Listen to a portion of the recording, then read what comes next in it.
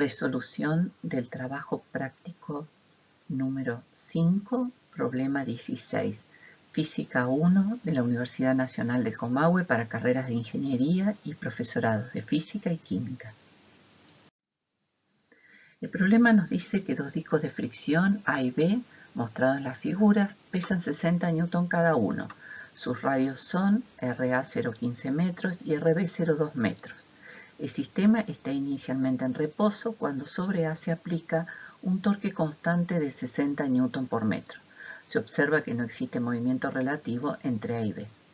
Pregunta: ¿se conserva la energía mecánica del disco A y la del disco B? Y la energía mecánica del sistema A más B, justificar identificando los trabajos no conservativos. Inciso B, hallar por consideraciones energéticas la velocidad angular de B cuando A ha girado una vuelta. Antes de contestar nada, debemos comenzar analizando y entendiendo cómo funciona el mecanismo. Dos ruedas de fricción son dos sistemas que están formados por ruedas que tienen contacto directo entre ellas. Estos se denominan mecanismos de transmisión circular porque son capaces de transmitir el movimiento circular, la potencia o la fuerza aplicada sobre una de ellas a la otra, la que denominamos receptor. Si empezamos a observar en nuestra vida cotidiana, ejemplos de estas máquinas los tenemos en las máquinas de tallarines, ¿sí?, la pasta linda, o en las prensas de rodillos. Bien, sabemos que al producir un torque sobre uno de los discos, le transmite el movimiento al otro. Entonces vamos a comenzar haciendo un diagrama de cuerpo libre del disco A, para lo cual hay que identificar con quién interactúa.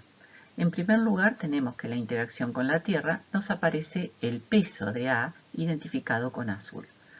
Recorriendo A, vemos que también interactúa con el eje sobre donde está solidario el disco, lo que vamos a denominar reacciones en el eje X y reacciones en el eje Y, y eligiendo un sistema de coordenadas ortogonales.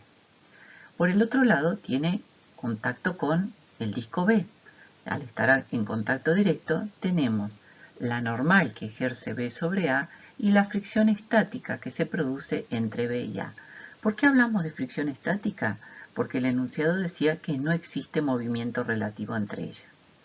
Ante esto podemos identificar, suponiendo que el torque aplicado sobre A es un torque horario, eso hace que el sistema tenga una aceleración angular en el mismo sentido del torque y hay una aceleración del centro de masa que es nula, dado que dijimos no hay traslación del sistema. Por lo tanto, si identificamos las fuerzas que harían trabajo para producir el movimiento circular, vemos que sería, respecto del eje, el trabajo ejercido por el torque aplicado más el trabajo que estaría haciendo la fricción sobre el disco. Eso me produciría un cambio en la energía cinética de rotación del disco A. Podemos ver que el torque hace un trabajo positivo, que sería el trabajo motor, pero en este caso la fricción lo que ejerce es un trabajo negativo. Por lo tanto, ¿qué podemos decir? Podemos decir que la energía cinética, que la energía mecánica no se conserva sobre el disco A. Pero fíjense una cosa, estamos diciendo que la fricción hace trabajo, porque el punto de aplicación de la fuerza se está moviendo, ¿sí? Es muy distinto al caso de la rodadura, donde decimos que la fricción estática no estaría haciendo trabajo. Bien, vamos a analizar ahora qué ocurre con el disco B. Hacemos el diagrama de cuerpo libre sobre B. Vemos que aparece como interacción con la Tierra el peso de B, que identificamos con azul, nuevamente la interacción con el eje solidario con B, y encontramos las reacciones en X sobre B y una reacción en Y sobre B, analizando desde un sistema de referencia de ejes ortogonales.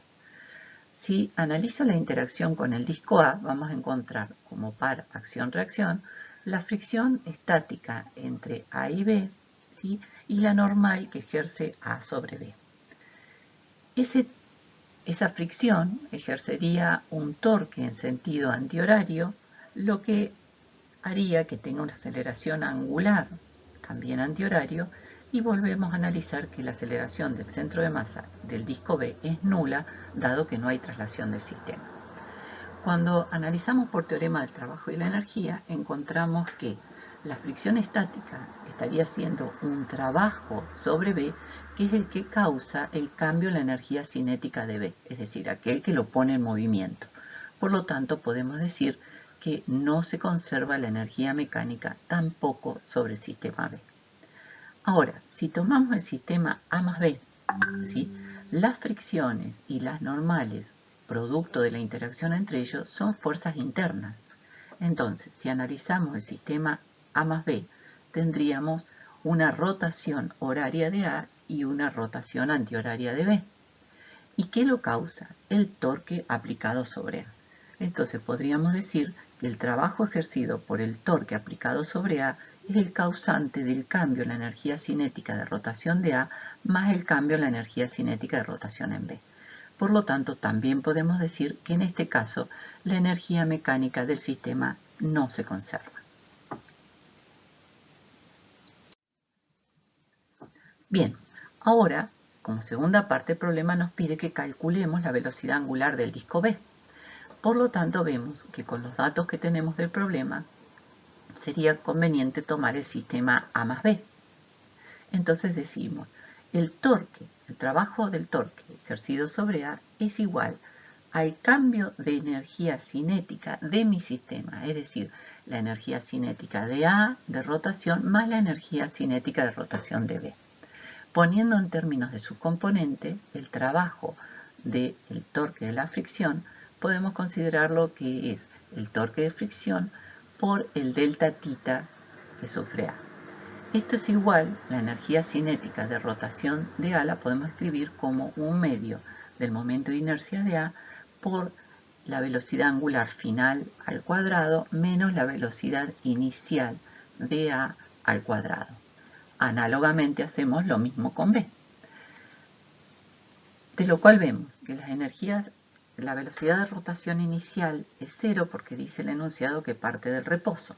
Entonces nuestra expresión se transforma en el torque aplicado sobre A por el delta tita de A es igual a un medio del momento de inercia de A por la velocidad angular final al cuadrado de A más un medio del momento de inercia de B por la velocidad angular final al cuadrado de B.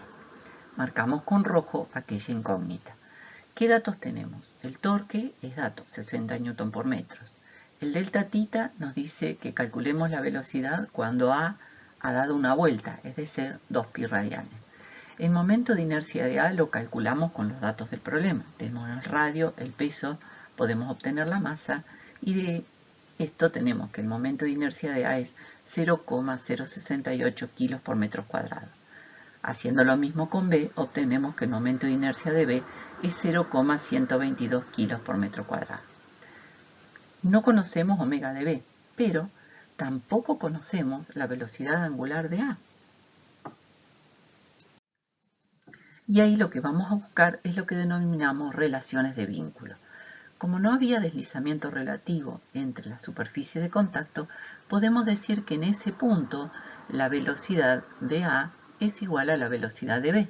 Por lo tanto, podemos escribir que la velocidad angular de A por el radio de A es igual a la velocidad angular de B por el radio de B. Despejando la velocidad angular de A, obtenemos que esta es velocidad angular de B por una relación del radio de B sobre el radio de A. Entre la expresión obtenida anterior de la velocidad angular en función del torque y de la relación de vínculos, podemos obtener que la velocidad angular de B es la raíz cuadrada de 2 veces el torque aplicado sobre A por el ángulo barrido por A sobre el momento de inercia de A por el radio de A, B sobre el radio de A al cuadrado más el momento de inercia de B. Acá es importante pararse y ver, hacer un análisis dimensional, ¿sí? Reemplazo los valores con unidades para ver si es correcto mi despeje. De ahí vamos a obtener que el módulo de la velocidad angular de B es 55,8 segundos a la menos 1. Como me pide la velocidad, recuerden que hay que expresar módulo, dirección y sentido. Como la velocidad es perpendicular al plano del esquema, vamos a decir que es menos 55,8 segundos a la menos 1, dado que es una velocidad angular antihorario. A diferencia de la de A, que habíamos dicho horario, le habíamos asignado positivo. Bien, hasta acá resolvimos el problema. Pero no es lo importante llegar al número, sino encontrar un camino para resolver problemas. Recuerden, siempre debemos empezar entendiendo el problema, identificando datos explícitos e implícitos. Luego, elegir el sistema que consideremos más conveniente y vamos a comenzar a analizar. Busco aquel camino que me permite relacionar datos con incógnitas y recién ahí resolvemos. No porque me pida analizar la energía, el único camino sería por energía.